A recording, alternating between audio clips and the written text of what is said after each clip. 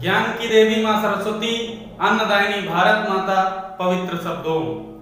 सर्वप्रथम इस डायनेमिक परिवार से जुड़े हुए सभी लोगों को मैं हाथ जोड़कर नमस्ते करता हूं। आशा करता हूं कि आप लोग भी स्वस्थ होंगे और मस्त होंगे। प्यारे बच्चों, अब हमें जो टाइम चाहिए होता है परीक्षा की दृष्टि से, वो टाइम अब हमारे पास है। तो हमें अभी इस टाइम पर बहुत अधिक मेहनत करनी है। तो आप लोगों में से जो भी बच्चे ऐसे हैं जो मेहनत नहीं कर रहे हैं, वो जुट जाएं, क्योंकि हमारे यहाँ एक कहावत है, जब जागो तभी सवेरा। आप आज से जाग जाओ तो आज से निरंतरता पढ़ाई पे ध्यान दो, आप लोगों को सफलता प्राप्त हो सकती है। तो आप आज से ही ठान लो, मुझे कुछ करना है, मुझे कुछ बनना है। फिर देखिए आप में आज से ही सुधार होना चालू हो जाएगा। क्योंकि देखिए, बिना कुछ का त्याग करके हम किसी चीज को जब हासिल करते हैं तो वो मजा नहीं रहता है। और एक चीज ये भी ध्यान रखना, जब हम किसी चीज का त्याग करने लगे किसी चीज को पाने के लिए, हम अगर किसी चीज का त्याग करते हैं किसी चीज को पाने के लिए, तो समझ जाइए वह हमारे लिए अति महत्वपूर्ण वस्तु है, अति महत्वपूर्ण चीजें हैं। जिस चीज को पाने के लिए हम अपना पूरा ध्यान लगा दें, यानी हम हर कुछ का त्याग करने लगे, खाना पीना नींद आदि चीजों का त्याग करने लगे, तो वो समझ लीजिए आपके जीवन को सुखमय बनाने वाली है और आप उसको प्राप्त करने के लिए किसी भी चीज से लड़ जाएंगे। तो प्यारे दोस्तों, आप उसी नींद चैन को से जाग जाइए और मेहनत पे ध्यान दीजिए और पूरी कोशिश करें कि इसी बार आपको सफलता मिले। तो हम चलते हैं अपने वीडियो की तरफ। और आप लोगों में से जो नए बच्चे हैं, एक बार इस चैनल को सब्सक्राइब कर लें। अगर वीडियो अच्छा लगा करे तो लाइक जरूर करें और अपने दोस्तों के पास फॉरवर्ड करें। तो प्यारे बच्चों, ये देर ना करते हुए ये काम फटाफट हमारे आने से पहले कर लिया करो। अब हम बात करने वाले हैं सीधे अपने टॉपिक पे। तो हमारा टॉपिक चल रहा है कला के तत्व। कला के तत्व में हमने 3 तत्व पढ़ लिए हैं। कौन कौन से? रेखा पढ़ लिया है, रूप पढ़ लिया है और एक और पढ़ लिया है जिसका नाम है वर्ण या रंग। तो हम इन तीनों को अच्छी तरीके से पढ़ा।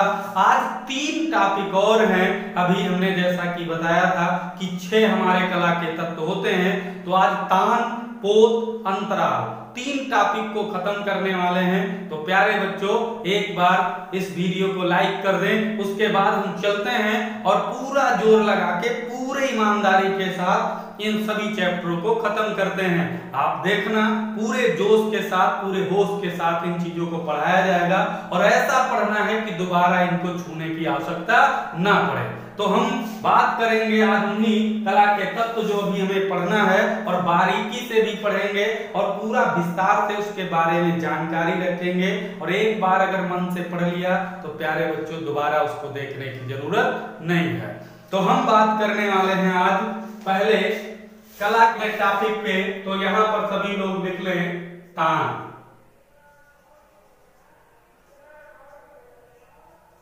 तान ये चौथा पार्ट है, सभी बच्चे ध्यान रखेंगे। ये चौथा पार्ट है किसका? कला के तत्व का। कला के तत्व का ये चौथा पार्ट है। तो सबसे पहले हम देखते हैं तान है क्या। तो रंग के हल्के तथा गहरेपन को तान कहते हैं।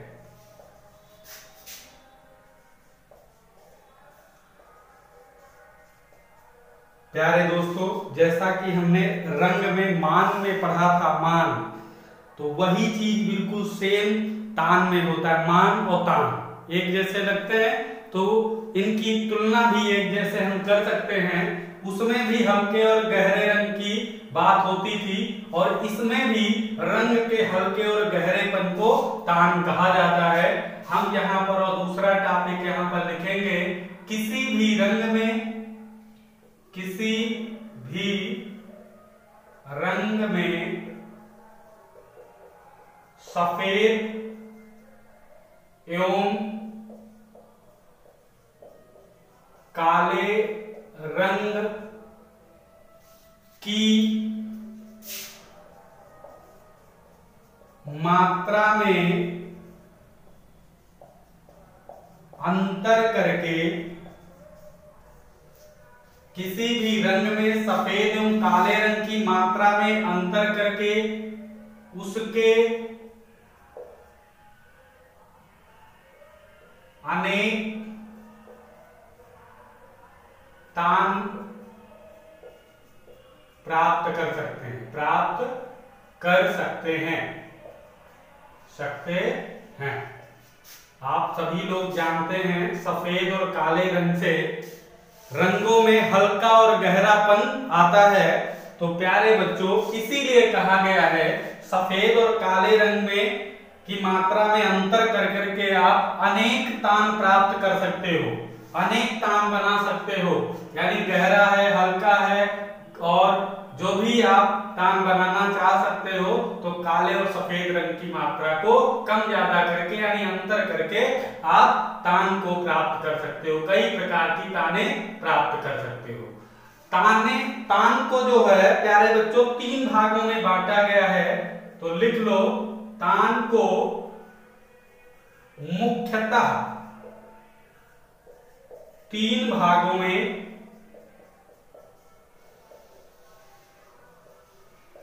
बांटा गया है। मुख्यतः प्यारे बच्चों कितने भागों में? 3 भागों में। तो हम कौन कौन से? नंबर 1 छाया, नंबर 2 मध्यम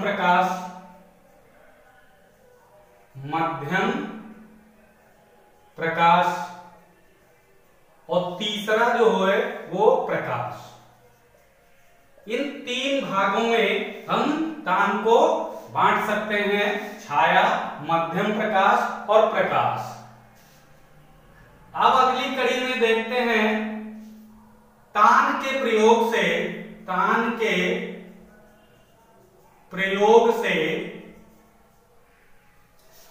द्विआमी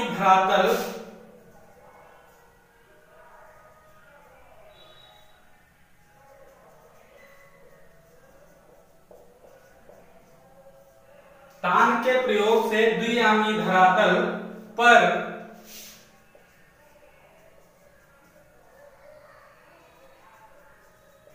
त्रिआमी गुण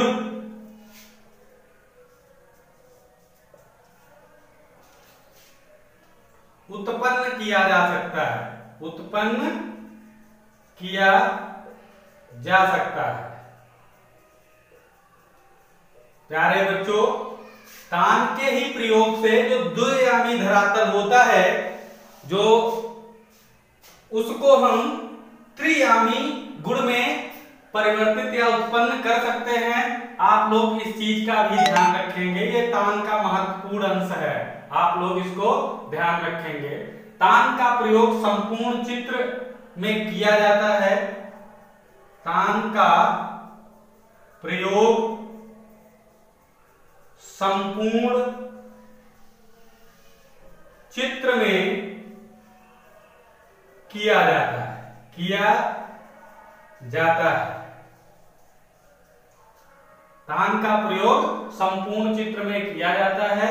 और बात करें आगे तो संगत पूर्ण वर्ण में तान का प्रयोग आकर्षक लगता है। ये भी लिख लो एक टॉपिक, संगत पूर्ण वर्ण बोले तो रंग, संगत पूर्ण वर्ण रंग में तान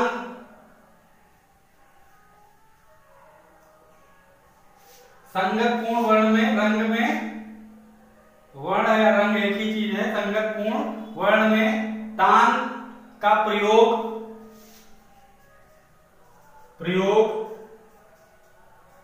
आकर्षक लगता है। प्यारे बच्चों, अगर किसी चीज का संगत पूर्ण रंग का प्रयोग करेंगे तो आप समझ सकते हो वो और निखार देता है, अच्छा लगता है। तो प्यारे बच्चों यही कहा गया है इसमें कि तान का प्रयोग करके अगर कोई रंग उसी संगत में है और आप उसी संगत के वर्ण में तान का प्रयोग करवा रहे हैं तो आपका वो चित्र जो होगा वो और आकर्षक लगेगा, देखने में अच्छा लगेगा। अगर और बात करें तो रंग की सघनता जो होती है उसको कम करने के लिए तटस्थ रंग का प्रयोग करना चाहिए। तो रंग की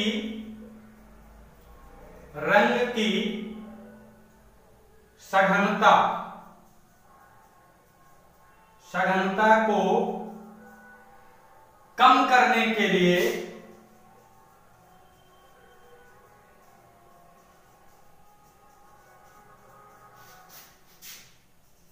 तटस्थ रंग का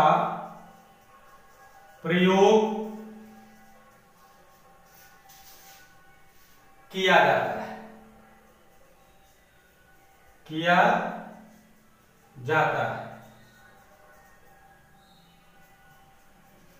ये भी ध्यान रखना है, क्वेश्चन पूछा जा सकता है कि रंग की सघनता को कम करने के लिए किस रंग का प्रयोग करें, तो तटस्थ रंग का प्रयोग करके हम उसकी वो सघनता को कम कर सकते हैं। और सफेद रंग के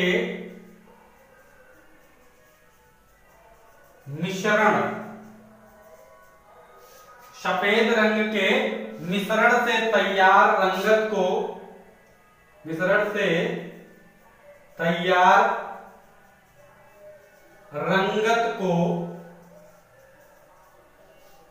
टिंट क्या कहा जाता है, तो प्यारे बच्चों टिंट कहा जाता है। टिंट ये यहां पर पॉइंट है, ध्यान रखना, टिंट कहा जाता है।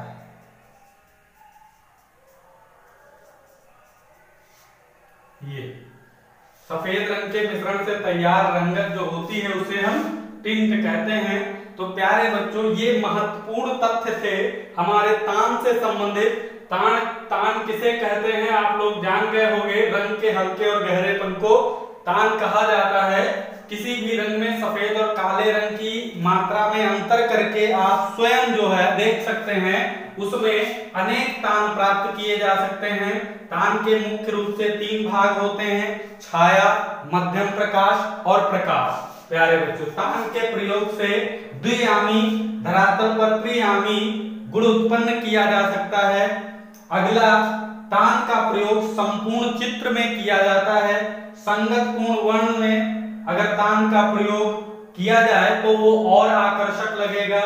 रंग की सघनता को कम करने के लिए तटस्थ रंग का प्रयोग करना चाहिए। सफेद रंग के मिश्रण से तैयार रंगत को टिंट कहते हैं। ये अनेक महत्वपूर्ण तान से संबंधित चीजें थी, तो उनको आप लोगों ने देखा। प्यारे बच्चों इतनी चीजों को आप अपनी नोटबुक पर नोट रखें, इसी से अगर तान से क्वेश्चन आएगा तो आपको मिल जाएगा। हम अब बात करने वाले हैं, उसी क्रम में हम पोत को देख लेते हैं। पोत क्या है, 5 नंबर जो है हमारा उसको देखते हैं। इसको इरेज कर लें फिर बात करें। तो प्यारे दोस्तों अब हम जैसा कि चलते हैं, तान हमारा हो गया, अब इसी क्रम में हम देख लेते हैं पोत को। पोत ये हमारा 5वां भाग है, कला के तत्व का 5वां भाग। तो इसमें देखते हैं पोत क्या है, तो यहां पर हम लिखते हैं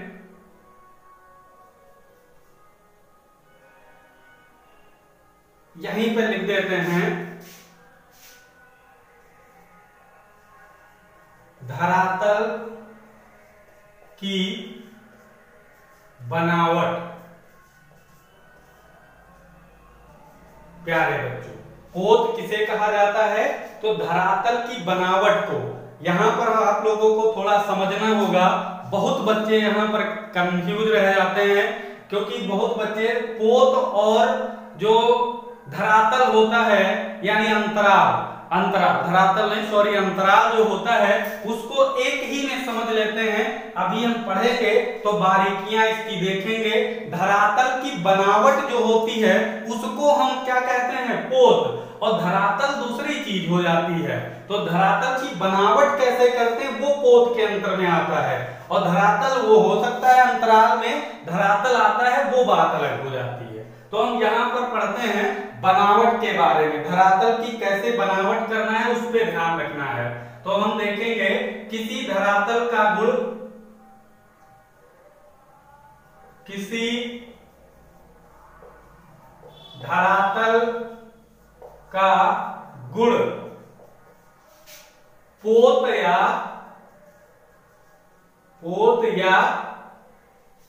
वयन कहलाता है।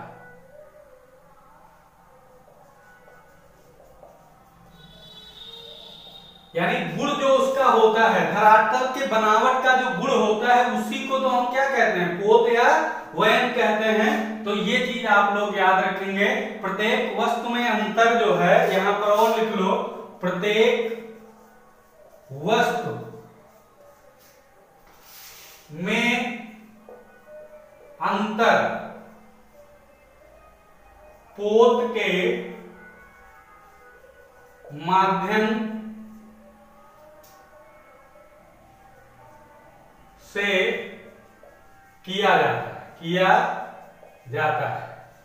प्रत्येक वस्तु में अंतर जो होता है वो पोत के माध्यम से ही किया जाता है। आप इस चीज को ध्यान रखते हैं। अब हम जहां पर बताने जा रहे हैं जैसे ध्यान अगर आपको आ गया तो समझिए पोत आपको समझ में आ गया। जैसे हमने बताया कि धरातल की बनावट से हम बात करने वाले हैं, हम धरातल की बात नहीं कर रहे हैं, सीधे अंतराल पे नहीं पहुंचेंगे, हम धरातल की बनावट पे। तो जैसे यहां पर है चिकनापन, चिकना धरातल, चिकना धरातल। अब देखिए धरातल की बात नहीं है, चिकना है, खुरदराहा,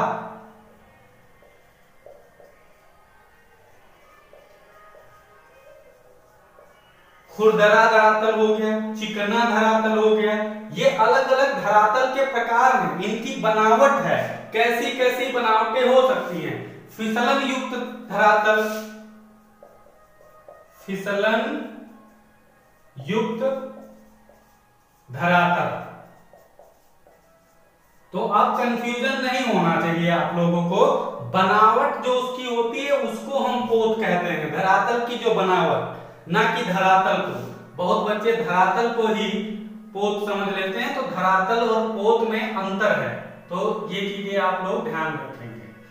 तो यहाँ पर उसकी बनावट चिकनी है, खुरदरही है, फिसलन युक्त है, ये जो प्रकार हैं वो पोत के अंतर्गत आते हैं। तो आप लोग यहां से अब समझ गए होंगे पोत के 3 भेद होते हैं, पोत के 3 भेद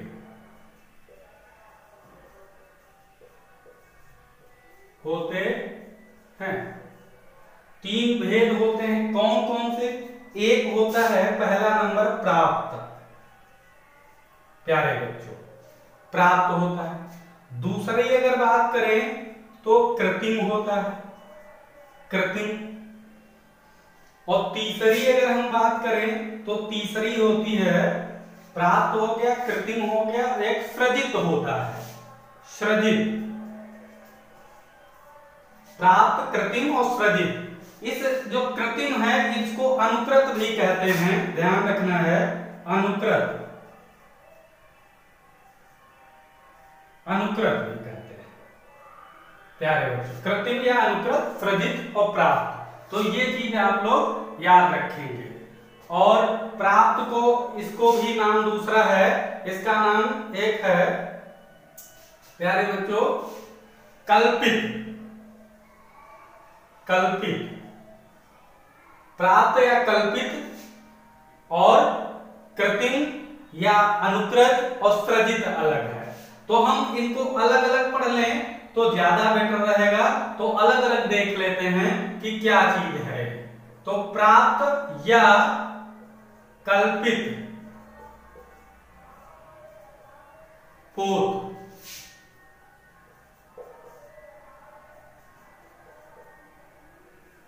ये चीज प्राप्त या कल्पित पोत किसे कहते हैं? यह लिख लो, यह प्रकृति तथा मानव द्वारा, यह प्रकृति तथा मानव द्वारा निर्मित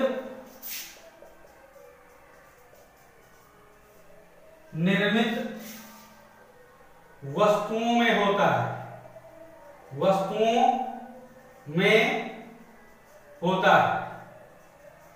प्यारे बच्चों, जो वो धरातल बनावट में हम बात करें तो प्यारे बच्चों, जो प्रकृति या मानव द्वारा निर्मित वस्तुओं में होता है उसको हम कहते हैं प्राप्त या कल्पित। तो प्यारे बच्चों ये ध्यान रखना है, प्राप्त या कल्पित इसी को कहते हैं जो प्रकृति के द्वारा या मानव द्वारा निर्मित वस्तुओं में होता है। अगर हम दूसरे नंबर की बात करें तो कौन सा है? कृत्रिम। क्या है? कृत्रिम या अनुकृत पोत, अनुकृत पोत। प्यारे बच्चों, कृत्रिम या अनुकृत पोत क्या है? इस पोत के माध्यम से, इस पोत के माध्यम से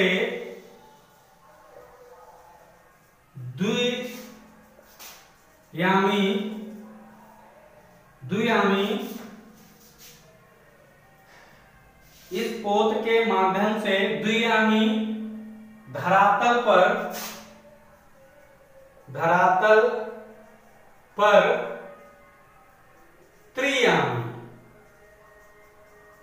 त्रियामी यानी इस पोत के माध्यम से द्वियामी जो धरातल पर त्रियामी प्रभाव उत्पन्न किया जाता है, त्रियामी प्रभाव उत्पन्न किया जाता है,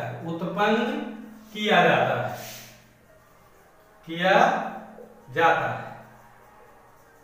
प्यारे बच्चों, जब हम द्वियामी जो धरातल होता है उसको बदल करके अगर हम त्रियामी धरातल प्रभाव युक्त बना देते हैं तो वहां पर वो कृत्रिम हो जाता है। क्या हो जाता है? कृत्रिम या अनुकृत। प्यारे बच्चों, अनुकृत।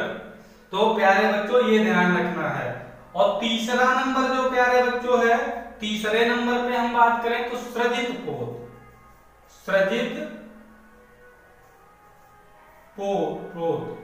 ये थोड़ा बड़ा हो गया। सृजित पोत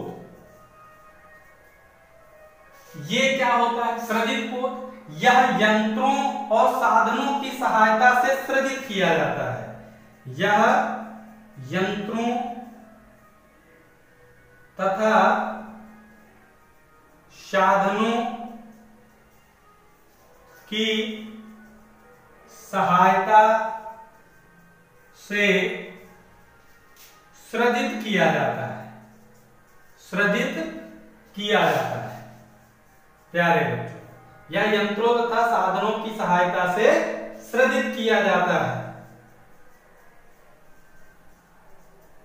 प्यारे बच्चों, तो ये चीज आप यहां पर ध्यान रखेंगे। इसको थोड़ा इरेज करते हैं, 1-2 पॉइंट और हैं तो उसको बता देते हैं। तो प्यारे बच्चों 1-2 पॉइंट और हैं, इनको भी देख लेते हैं। तो वस्तु के स्पर्श से पोत का अनुभव होता है, अनुभव होता है।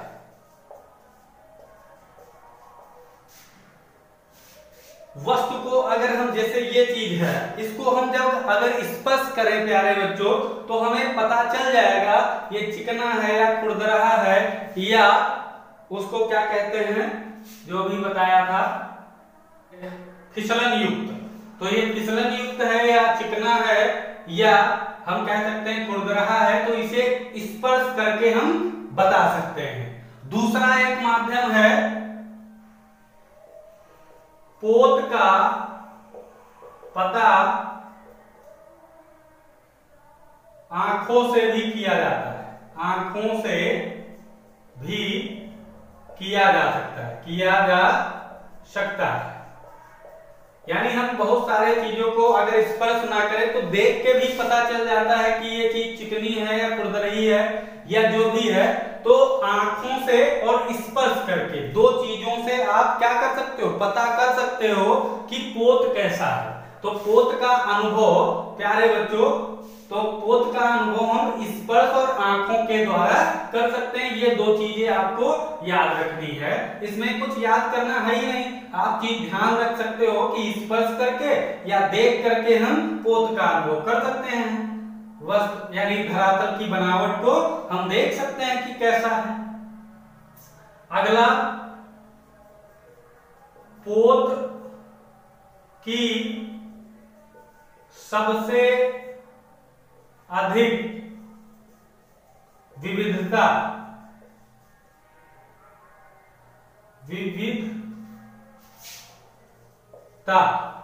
पोत की सबसे अधिक विविधता कोलाज पर दिखाई देती है। कोलाज पर देखी जा सकती ये देखी जा सकती है। कोलाज पर सबसे अधिक विविधता पोत की दिखाई देती है, यह आप प्यारे बच्चों जान सकते हैं। पूछा जा गया है और क्वेश्चन है, इसलिए इसको शामिल किया गया है कि सबसे अधिक विविधता किस पर है, तो ये ध्यान रखना है कोलाज पर। अगला एक टॉपिक है सबसे अधिक मौलिकता पोत की, लिख लो, पोत की सबसे अधिक मौलिकता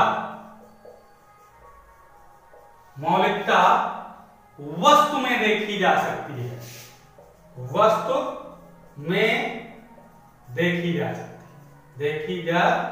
सकती है। प्यारे बच्चों, तो ये चीज थी पोत के बारे में कुछ महत्वपूर्ण जानकारी। तो प्यारे बच्चों, पोत भी हमने अच्छी तरीके से पढ़ लिया। अब इससे भी कोई क्वेश्चन छूटने वाला नहीं है। अगर इतनी चीजें आप बिल्कुल अपने अंदर बैठा लेते हैं तो इसी से क्वेश्चन घुमा फिरा के जो देना होगा तो आएगा, आप उसको आसानी से कर सकते हो। तो ये हो गया पोत। अब हम बात करने वाले हैं अगला टॉपिक जो है अंतराल। क्या है? अंतराल।